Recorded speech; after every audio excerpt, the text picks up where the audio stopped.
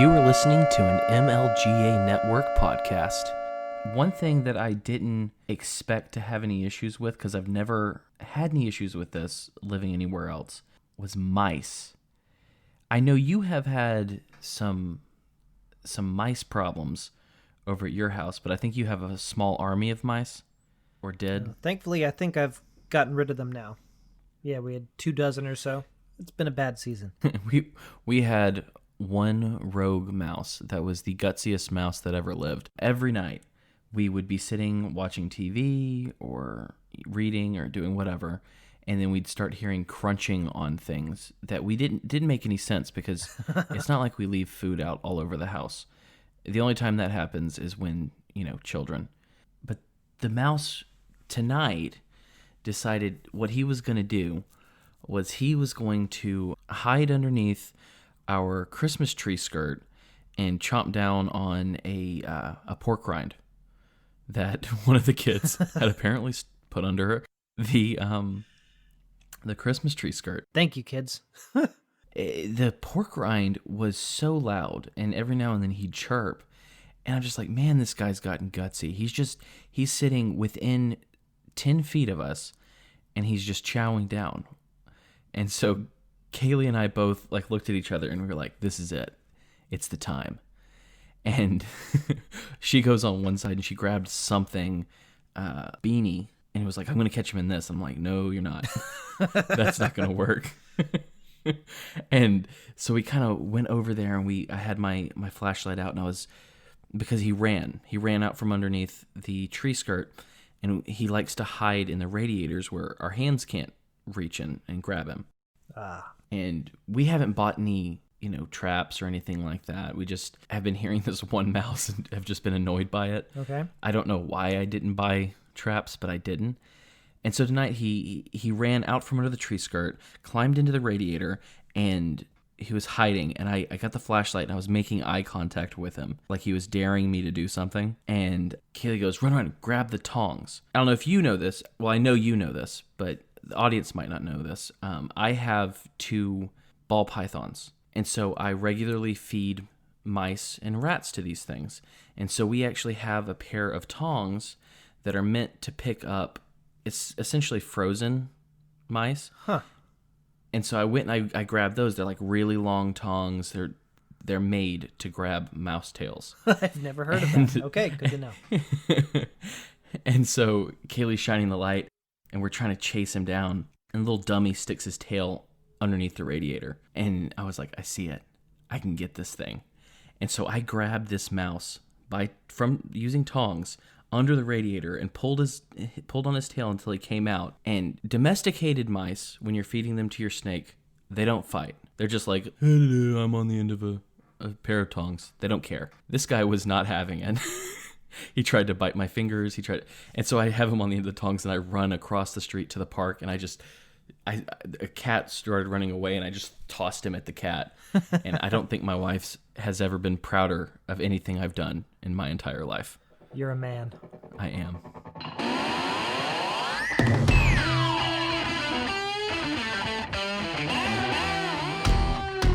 Welcome to Make Liberty Great Again, the best damn Liberty podcast that you've never heard of. I'll be your guide as we peer into the ridiculous reality that is our society and our government. Let's get to it.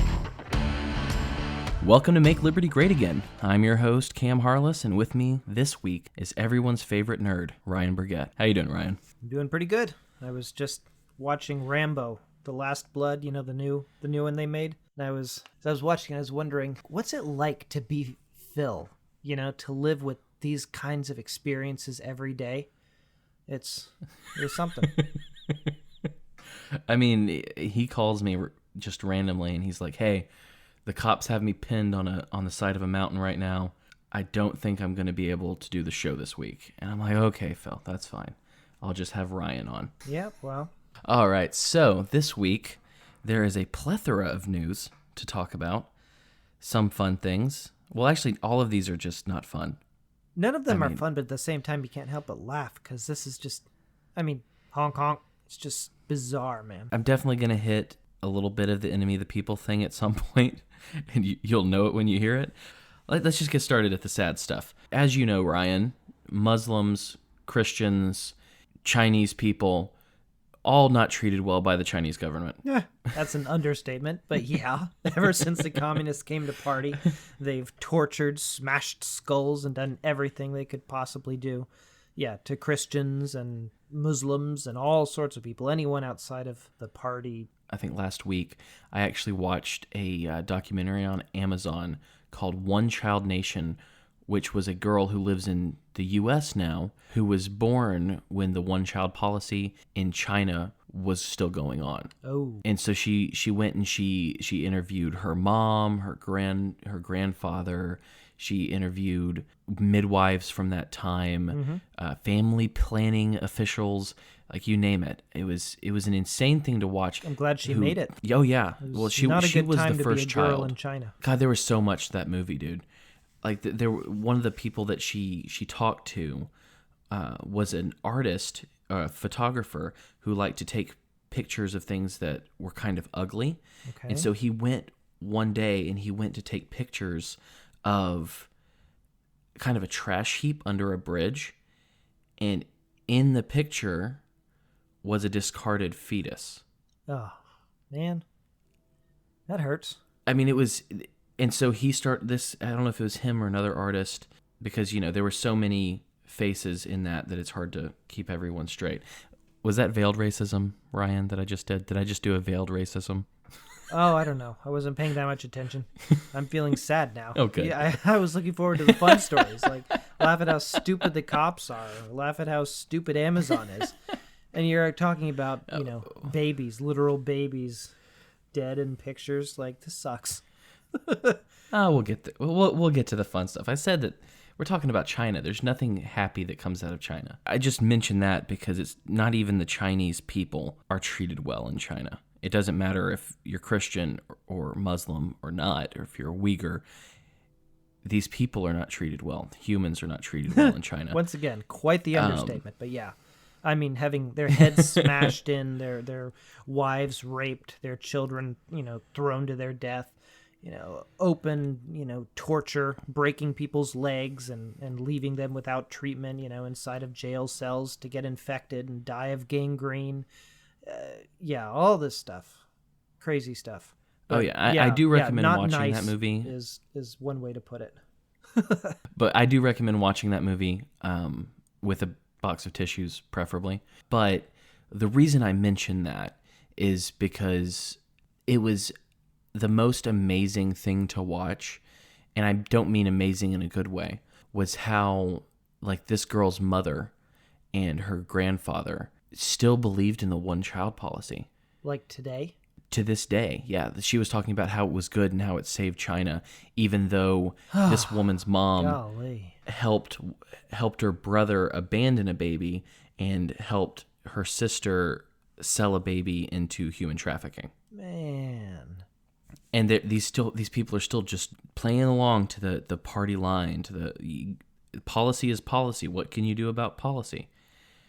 It's just amazing. It was one of those things that really pointed out the true threat of the state, as well as the true nature and the danger of the overpopulation myth, of some of the climate catastrophe stuff.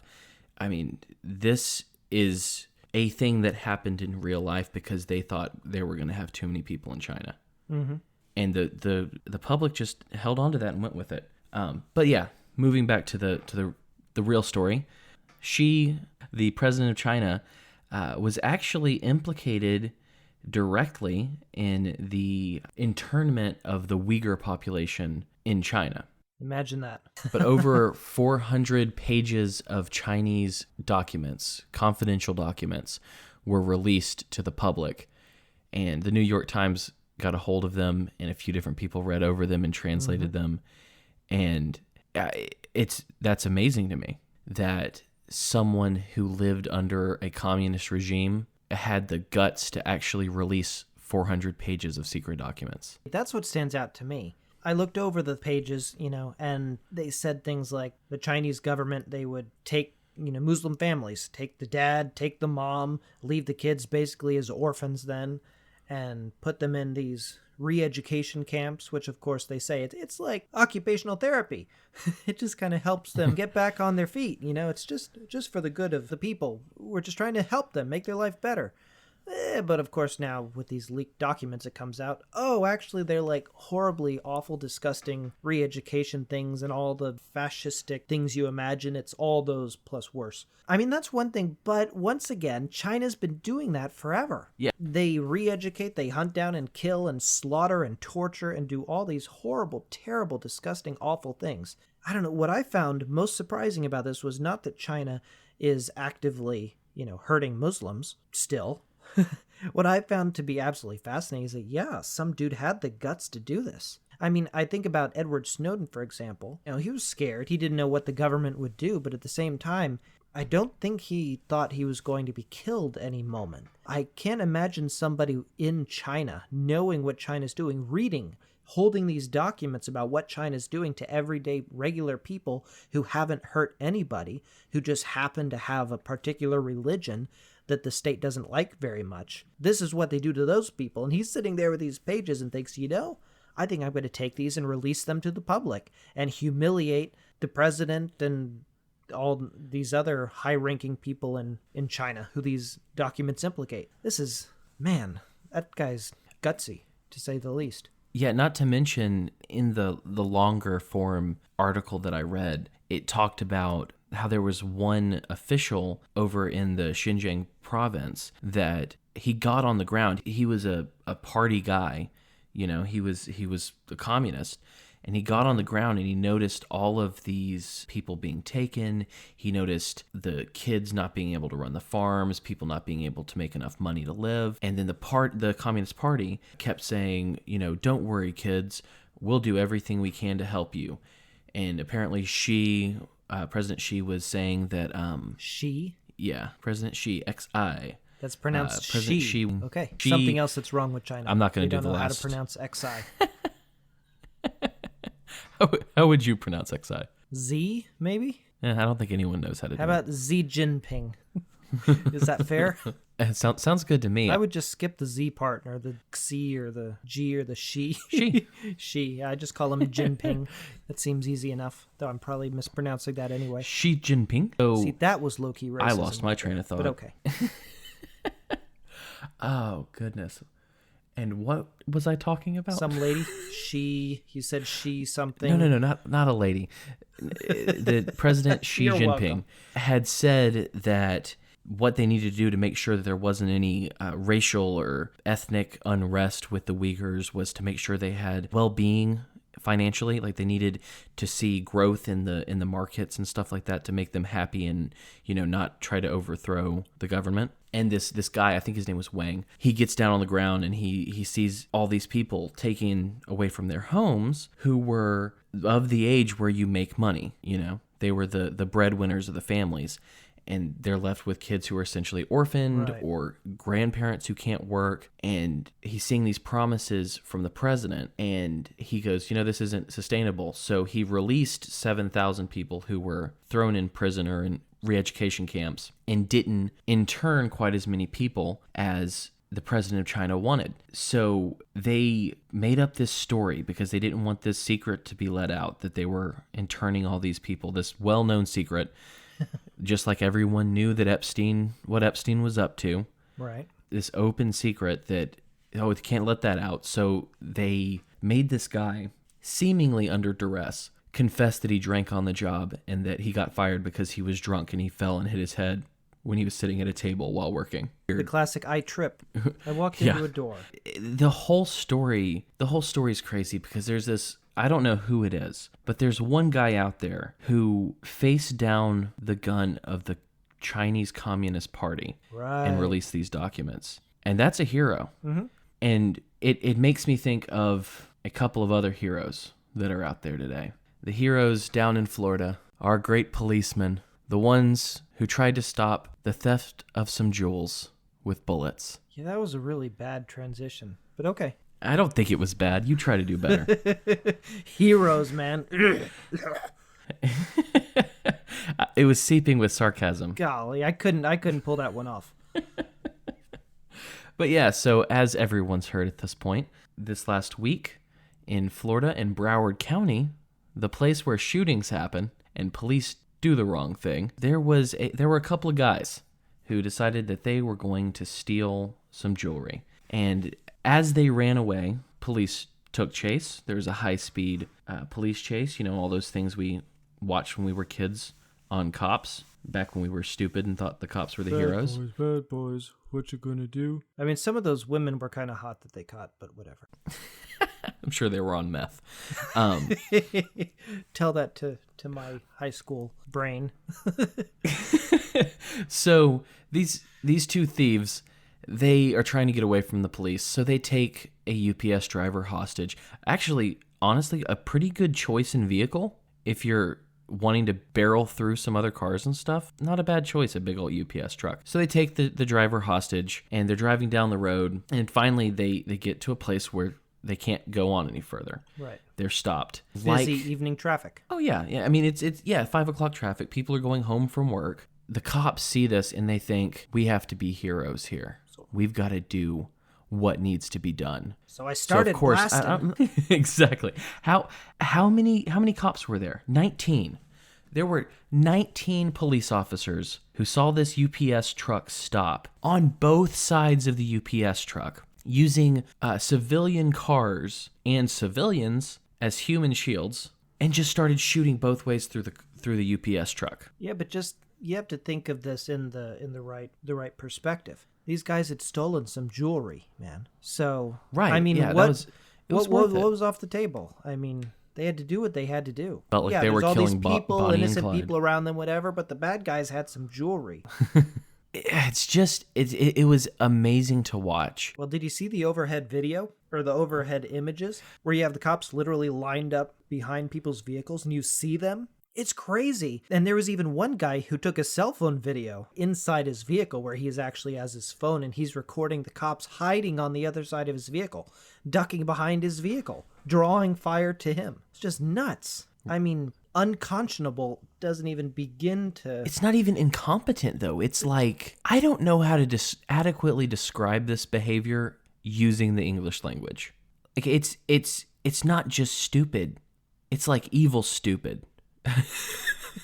I really don't know how to describe this. I don't know. It makes me so angry that what can you possibly say? What is wrong with these human beings? They're broken. Their humanity's gone. Something vital is obviously lost that they would do this. And whatever happened to, I don't know, call me whatever you want, but in the 90s, all the television shows and everything about, oh my gosh, they have a hostage.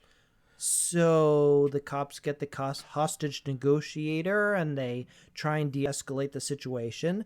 And then they see a hostage. They're like, whoa, hold your fire. That person's a hostage. We don't want to hurt them.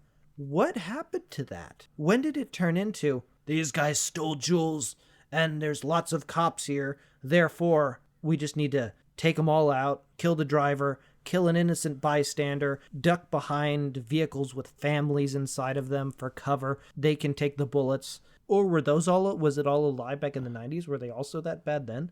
This is just so bizarre, man.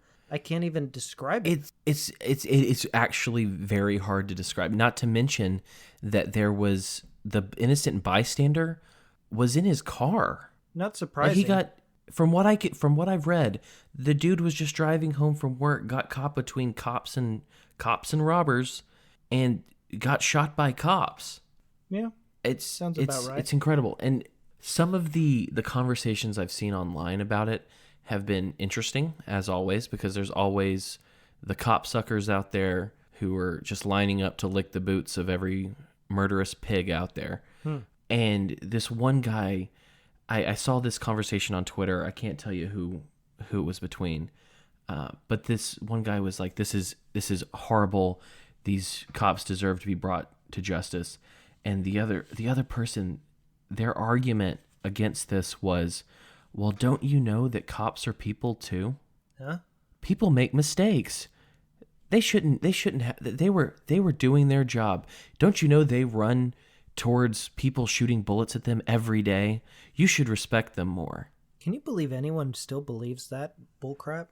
I mean, really? 4 people killed. 1, just a guy driving home. 1, a guy doing his job in a UPS truck. And the argument against that is, cops are people too. Yeah, I don't know. I saw one thing.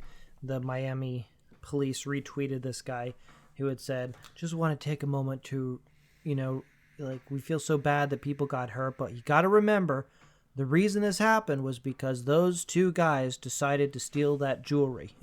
Can you imagine? I can't even imagine going there at this point where it's like the cops literally, they killed the UPS driver. They caused that other innocent person to get killed. The cops did. And then they say, yeah, it really sucks they died, and it was all caused by these people. No, those 2 guys were idiots. They shouldn't have robbed a jewelry store. That was stupid, okay? They shouldn't have taken this guy hostage and taken the UPS truck. Obviously, they were wrong. But those people didn't have to die. There's good news, though, Ryan. Oh, is there? The good news is that there were no LEOs shot that day and killed. All of the police were safe. Yeah, I saw that on Twitter. I forget which one of the police departments it was, but it was like their first tweet after the event. And they said, just want to let you know, thank God, no officers were hurt today. To which I wanted to smash my computer screen, which I'm not going to do because this computer cost way too much. But golly goodness, man. And you're right. Watching cops or police TV shows when we were younger, like there's so many things that I, as a civilian, would have thought to do that none of these cops thought to do. Like, I don't know, drive your car in between the wedges, slow down, evacuate all the other cars before you start doing this. It makes no sense. And honestly, I'm at that point with cops where I want to have as little to do with them as possible. Right. The most dangerous place you can be is near a cop. If you see a cop, leave immediately. Get away out of the vicinity. Yeah. Don't be near these people. They don't act human. You can't trust them to have human instincts. It's crazy. All right. But yeah. Are we getting to the happy stories soon? No way. You ruined my segue. Oh, my did segue All right. was I can't trust cops. Blah blah blah. Cops want to use your Amazon Ring video doorbell to catch bad guys. No, that was a good transition. You I know, screwed up the execution, but I applaud you. I didn't screw up this execution. Just yeah. I liked my hero's transition.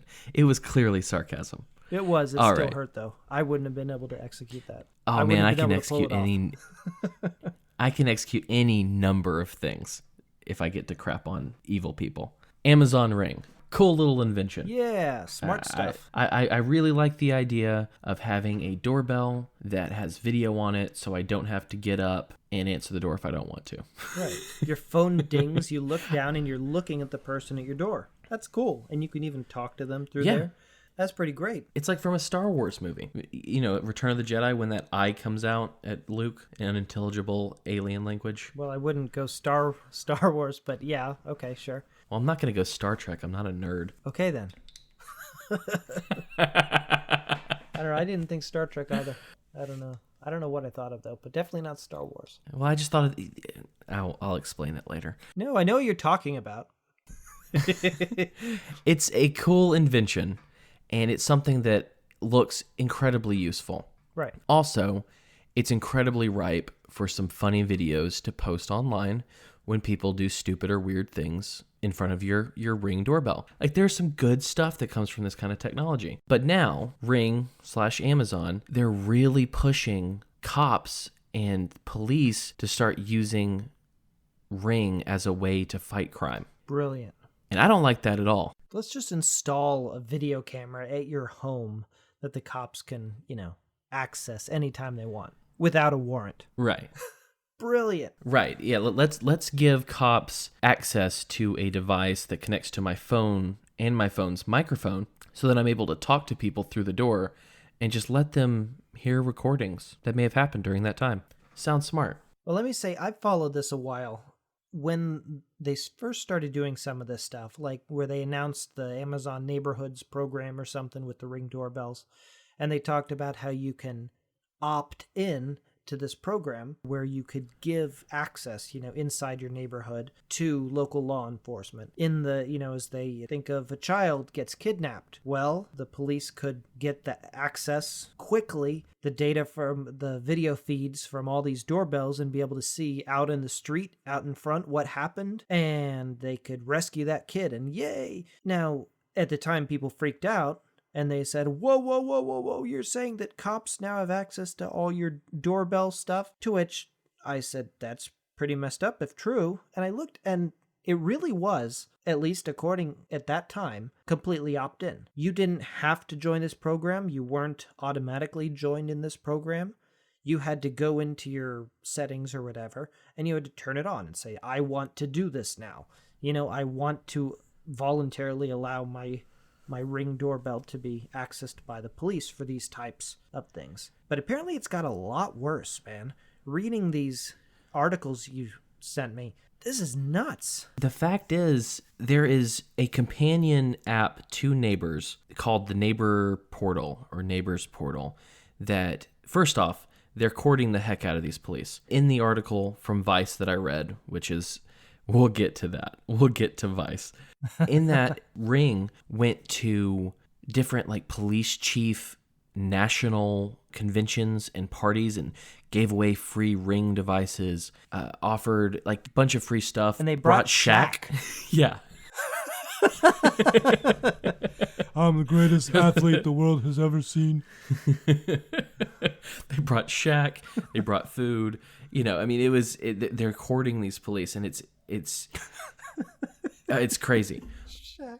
But what's happening now is you're automatically inducted into Neighbors app, and cops can request the video of a certain period of time where a crime might have occurred and send it to your device or your email to approve giving them that time. Okay, still sort of voluntary, still sort of opt-in. There's no way they can just straight up take it from you without saying anything. But, they don't have to have a warrant to ask for that information. But the starting point of the real danger is that if you say no, that they can't access your front door camera, they can now call Ring up and say, hey, I want access to that. And Ring will say, okay, we'll hold it for you and keep it in our file system so that you can possibly get to it later. Right. Well, presumably with a warrant, because if they got a warrant, then they could basically do whatever they wanted, right? Right. So what they're doing is, I'm sure that with the amount of data that goes through one of these devices day to day, that they're not storing everything that comes through. Not for long periods of time. That's just way too much server space, I would think. Well, there's always, it turns on based on certain criteria. Right, but they don't even have it fully set up yet. They're getting facial recognition, by the way. Oh, great! And they're trying to put that into these Ring things, but they haven't gotten that fully implemented yet. On Android devices, you can now turn on a people-only mode so that it will recognize if it's a person at your door or a bird. Okay. Something you don't care about. Mm-hmm. Just imagine the end of this, I think, is what we need to look at. Because we have a lot of people who are voluntarily putting high-definition cameras on the front of their house that can see all around their house, that can catch the faces of people across the street, that can do all sort of things, that they're trying to implement facial recognition software into, that police can say, hey, save this timestamp for me so that I can try to get my warrant or subpoena or whatever and get this so that I can use it against the quote-unquote bad guy. But what happens when they're trying to catch the bad guy and you do something that's not quite kosher with the police? What happens when your dumb son walks up to the front door and just happens to be carrying, I don't know, weed, something like that up to the front door? Suddenly cops have video evidence of your son, who's 16 years old in this hypothetical example, Okay. with a felony charge of weed. Well, what if they see you carrying small animals outside of your home and throwing them into the park? I mean, to their death, you freak. Somebody needs to come and stop you. What other sick things are you doing in your home? Right, because animal abuse is now a federal issue. Thank you, Trump. So, okay, you're saying all this crazy stuff about police, all this insanely scary, terrible, awful stuff, especially for all the people who've already been using Ring, since it was just a little startup. And now they have these Ring. Now they're finding out all this stuff, but the cops are using it. They have no control over their data at all. Like, so not at all. The company who made their doorbell is actively throwing parties for cops and drawing them in. That's the main focus of all these articles, right? About how scary it is that cops would have access to this data and you couldn't opt out. That's the real point of these articles, right? You could say that, but there's a wild detour in this Vice article that makes absolutely no sense to me. Let's talk about that. Let's set aside the cop stuff, and now let's talk about the real stuff. Here's the real issue with Ring. Let's get into it. Ring has a headquarters in Kiev, Ukraine. And I don't know if you know anything about those dang Ukrainians, but they're racist. Also, they don't know anything about American politics, and they don't know about America's colored history of racism. So this article just takes this detour into pictures of a party that these Ring people had over in the Ukraine, of them having a Cowboys and Indians party. Why?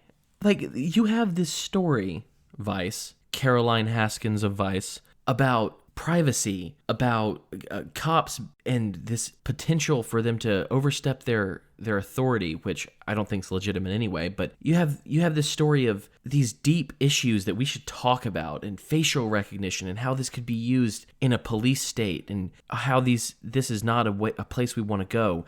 And instead, you're talking about someone wearing a freaking headdress at a party? Well, what makes me chuckle is it's even racist to say the name of this, of what would be the theme of this party. Apparently they were having a Cowboys and Indians party. Well, they have like the headdress and everything. I mean, it's just a laughable pic. It's so silly. But yes, let's talk about these Ukrainians, not even people in the U.S. where this is supposedly the issue.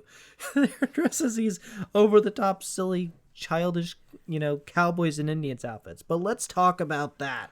Let's talk about how racist those Ukrainians are and how this reflects on Ring. Because if they will wear a Native American headdress in a picture in 2017 in Ukraine and then try and sell you a doorbell, I mean, I don't even get the connection here. And here's the deal, though. This is another thought I had. As they're talking about this Cowboys and Indians deal in Ukraine, these are evangelical leftists over at Vice. How are they not doing their fear-mongering, Ukraine is really close to Russia.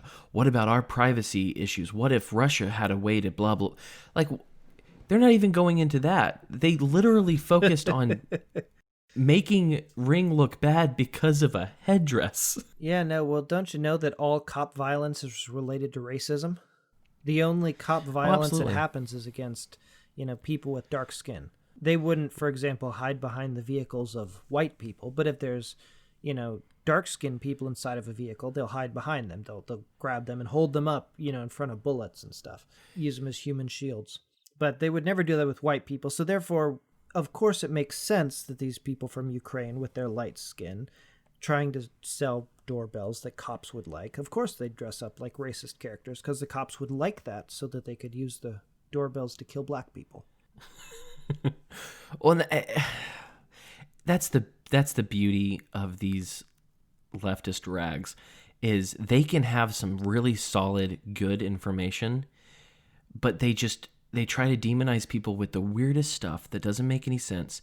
And honestly, it's torture to read through one of these things. That picture just makes me chuckle, though. It was so random. The first time you sent me the article, all the articles, I just flipped through them from beginning to end real quick, see if anything stood out before I read through them. And I stopped and went, wait, what? What is that? All right. It's ridiculous. But there are some pictures that are as torturous, or more, actually. I ran across this article that came out on December 4th of images or pictures drawn by a man named Abu Zubaydah, who was the first prisoner of the CIA and the U.S. government. After 9/11, they used the quote-unquote enhanced interrogation techniques on. The guy who drew these pictures is still in Guantanamo Bay Really? to this day. He's still in there. Yeah. How did they get out, though? That's the thing. They don't let art leave the walls of Guantanamo Bay. But since this guy has a lawyer, and since this is actually a case that's being worked on to be brought against the CIA, the government, this was able to come through because it's evidence. Oh. These are exhibits Okay. that would be used. So there are all of these horrible drawings that this man made of his interaction with the CIA, which include being put into the fetal position and put into a small box.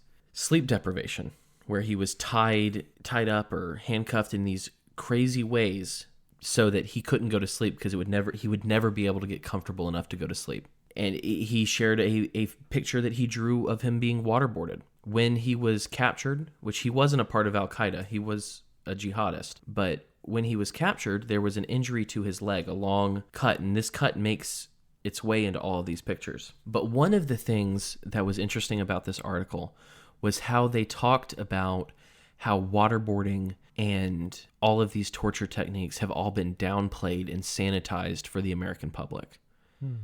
I'm sure you've seen waterboarding on TV, or there's some museums that give some examples of what waterboarding looks like, but it doesn't show the fact that in all of these pictures, the dude's naked. Yeah. He's not wearing clothing in a single one of these pictures, showing all these different ways that they would torture them, make them uncomfortable, do all this stuff. The dude's naked in every single one. Do they ever wear clothing at Guantanamo? It's about humiliation. It's about completely destroying a person. So no, they don't, when they're doing this kind of garbage to them, they don't dress them. They don't give them the comfort of clothing. Well, it reminds me of Abu Ghraib. You remember that? Oh, yeah. With Oh, God, I remember those the pictures. weird, the bizarre sexual angles to it. You know, especially with all the women who were heavily involved in the torture, like the picture of the lady, you know, with all the naked dudes behind her. So proud of herself and her work. Weird, bizarre sexual angle to these tortures. It's a common thread. Mm-hmm. It's the way they strip people down and humiliate them and make them feel like they're less than human. But the people who do this to them are less than human as well. Like, I agree with that. You have to be a screwed up person to sit and do this to people, whether it was the freaks who were running the show in Abu Ghraib or the people who were running Guantanamo. This is just inhuman. It's horrifying, and it's something that I think people need to look at, because I remember how much pushback I got back when the torture report was released for saying that it was unacceptable, for saying that this was back when I was a little more statist, when I was like, this is not what America is. This is not what America means. Blah, blah, blah. American exceptionalism. Yeah, but you see these pictures, you see the fact that they have wood planks that they tie to these people's heads while they're waterboarding them to make sure that their mouth and nose are open. The fact that there's a hinge on the back of the neck so that their head goes down to optimize the drowning. Yeah, so their head goes backwards, flops down back so that they can shove the water not only in their mouth but up their nose. Like, that hinge, man, that disturbs me. And one of the tortures is literally called walling, and it's when the guards would take these men up to the wall and then bash their heads against the wall. And of course, the CIA has a psychologist who talked about this and devised the techniques with a colleague, and he said that this walling was discombobulating and meant to stir up a prisoner's inner ears. If it's painful, you're doing it wrong, he said. Yeah. Are you kidding me? Smashing someone's head up against a wall. If it's painful, you're doing... But yeah, so this is an example of the deep state. This is an example of what the CIA does, and what I'm sure the FBI does somewhat too, but I guess more to American citizens probably. I don't know. That's a charge. That's a charge I'm making that probably may or may not be justified. What do you think? Do you think that's a justified charge? Yeah, seriously. I consider them all the same to a large extent. whether it's the cops watching your doorbell in order to arrest your son for a little weed, or the ones hiding behind, innocent civilians, or the people torturing people in order to get, for whatever political ends they're trying to get. It's all the same. It's inhuman. It's the state, man. It kills humanity. It makes people these empty, violent husks who will just do what they're told. It's disgusting. It's gross. But what if I told you that you could go to the post office today and pay the FBI to take your fingerprints and tell you whether or not you have a rap sheet at the FBI? What the fluff? I love the FBI now. Seriously, there was a tweet that went out. Bizarre tweet. From the FBI's Twitter. And I looked at it, and I don't understand. How do you put this out and think that it's not ridiculous? Well, it sounds like satire. Yeah. Oh yeah, the tweet says, through a partnership between the FBI and USPS, you can now submit your fingerprints electronically for an identity history summary check. That's another word for rap sheet. While you buy stamps or mail packages. Learn more about LDHSC or IDHSC and find participating post offices at this website. And they link to a website that doesn't work. Of course. Brilliant. These people don't think. No, they're not. That's the only explanation. These people don't think. So are you going to head over to the post office and give them your fingerprints? Well, imagine showing up to a federal thing like the post office and saying, "Hi, I am Ryan Burgett," and then, giving them my identity, and then saying, "Here's my fingerprints. Why don't you run those, enter those in, file those into your system, and then give me back, let me see what other stuff you have connected to me." That just blows my mind. Who would actually do that? I mean, who would show up and, oh, golly, I don't know. Maybe we should do DNA next. Show up and give them your DNA so that you can find out if you have anything negative against your DNA. So you can find out how many girls you've raped. That's how it ends up. It's the only person who pays for that is a stupid person. But beyond that, but these are people who go to a post office. So, I mean, we already know the caliber of people we're talking about. Anyone who thinks that they might have a rap sheet with the FBI or thinks or wants to know if they're on a terror watch list, the last place they're going to go is to give their fingerprints to the freaking feds. Well, that's because it's not for them, obviously. It's just this is the most transparently stupid thing I've ever heard in my life. Yeah.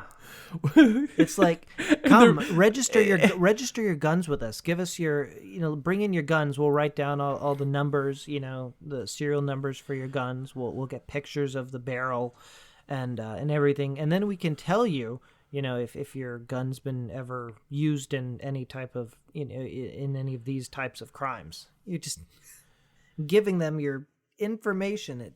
Don't people realize what this is? It's so outright and it's so bizarre. And the fact that they didn't make it free, I think, is maybe one of the funniest parts. Like, they want you to pay for it. Right. No, it's Well, even though that link didn't work, I did find a longer link with all the information about it. So we'll be sure and put a link so anyone can read all about it's surprisingly long list of stuff. But yeah, I can read all about this insane thing. All right. So I think that does it for our main stories this week, unless you have something that wants to make its way into it. Oh, well, don't we want to talk about Donald Trump? Donald Trump, he said that he and his administration won't participate in the impeachment inquiry. To which I'm like, well, I mean, duh, it's a trap, obviously. Why would he voluntarily walk into that? He's not crazy, but I mean, what's there to talk about there? Oops, you made false statements to the FBI. Wait, you said that you woke up at 7 o'clock? 5 hours ago when we asked you that question, you said it was about 6:55. What are you lying to us for? Yeah, Donald Trump It's lies, and I mean, they've already done that with his other people who've gone in so far. So, of course, they're going to do it to him and anyone else who comes anywhere near that inquiry. It just goes to show that since he won't take part in this inquiry, that he has just as much interest in the impeachment hearings as I do. Sounds good. See, there you go. There's something funny. We can laugh at that. We can laugh at impeachment. Laugh at the stupid federal government. So those are our stories for the week. But here comes your red pill of the week. Bum, bum, bum. You ready for this, Ryan? Yeah, I'm ready. I enjoyed the red pill last week, so this one should be good. Thank you. This week, we're taking a look into that one time that the U.S. military tried to talk John F. Kennedy into planning assassinations of immigrants, sinking boats of refugees on the high seas, hijacking planes, blowing up a U.S. ship, and orchestrating violent terrorism in U.S. cities. Operation Northwoods. In the 50s and 60s, the U.S. was in the midst of the Cold War and was understandably afraid of communism. When Fidel Castro took over the reins of Cuba in 1959, this meant that a communist nation was just 485 miles from Florida. This was not acceptable to the administration, nor was it acceptable to the military-industrial complex. There was an incredible amount of resources dedicated to Castro and Cuba. After the failure of the Bay of Pigs invasion, the activities by the intelligence community and military to topple the communist regime in Cuba were collected under a CIA program known as Operation Mongoose. Operation Northwoods was a proposed false flag operation against the Cuban government that originated within the U.S. Department of Defense and the Joint Chiefs of Staff in 1962. The proposals called for the CIA or other U.S. government operatives to commit acts of terrorism against American civilians and military targets, blaming them on the Cuban government and using it to justify a war against Cuba. As I said before, the possibilities detailed in the document included the proposed assassination of Cuban immigrants, sinking boats of Cuban refugees, blowing up a U.S. ship, orchestrating violent terrorism in U.S. cities, faking plane crashes filled with civilians, and hijacking planes. The operation proposed creating public support for a war against Cuba by blaming it for terrorist acts that would actually be perpetrated by the U.S. government. To this end, Operation Northwoods proposals recommended hijackings and bombings, followed by the introduction of phony evidence that would implicate the Cuban government. The desired results from the execution of this plan would be to place the United States in the apparent position of suffering defensible grievances from a rash and irresponsible government of Cuba and to develop an international image of a Cuban threat to peace in the Western Hemisphere. Several other proposals were included within Operation Northwoods, including real or simulated actions against various U.S. military and civilian targets. The operation recommended developing a, quote, communist Cuban terror campaign in the Miami area, in other Florida cities, and even in Washington, unquote. As always, the war party is always looking for an excuse to bomb some brown people and to create enough chaos to get the U.S. public to sign a blank check on whatever they want to do. Fortunately, the proposals were rejected by President John F. Kennedy. So the next time that you think that someone is crazy for so much as questioning the official story of any terrorist attack on U.S. soil, including the big one, slow down just a touch. You're allowed to buy into the official story, but know that the idea that the U.S. military and the CIA would be willing to kill a few civilians, set off a few bombs, and crash planes to get the U.S. into war is not crazy. In fact, it's been planned. And I doubt that the second time they planned this, they went to the president to get approval. There's your red pill. Don't take the whole bottle. Well, thanks for giving us a listen. As you know, I'm Cam Harless, and Ryan Burgett from Technoagrist, Yo-ho. who's on Twitter. He's on Instagram. He doesn't use it, but he's on it. Well, because I'm not a 13-year-old girl. So if you want to find him, go to is it techno-agrist.com or is it just one word? No dash, technoagrist.com. I can never remember because it's stylized differently. Yeah, it stinks. So technoagrist.com. If you want to find me, you can find me anywhere you want to. Just type in "This is MLGA" and you'll be able to find me. Go to our website at thisismlga.com. Check out the rest of our shows at mlganetwork.com, where we have too many that I'm not going to name right now. And look out because we have one more show that should come out after the beginning of the year. Isn't that right, Ryan? Yay! All right. Thank you for joining us. I'm happy to be here, and I'm happy you're with us. Stay sane.